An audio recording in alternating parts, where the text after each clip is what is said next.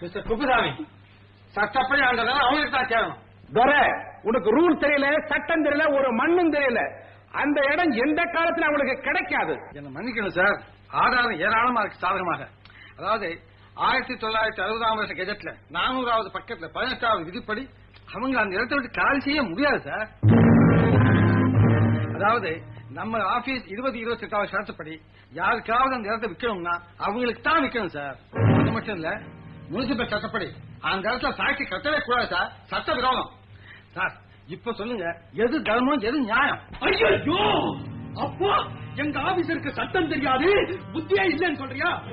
Sir, இப்பதான் எனக்கு எல்லா சீக்கிரட்டும் புரியுது. அந்த பிச்சைக்கார பசங்க சேரி பசங்க இருக்காங்களே, அவங்க கிட்ட இவன் லஞ்சம் வாங்கியிருக்கான். யார் லஞ்சம் வாங்க? இந்த ஆபீஸ லஞ்சம் வாங்குறது நீ, மோசடி செய்யறது நீ, இந்த ஆபீஸை பாராட்டுறது நீ. ஆபீஸ் ஆச்சேன்னு சும்மா விடுற.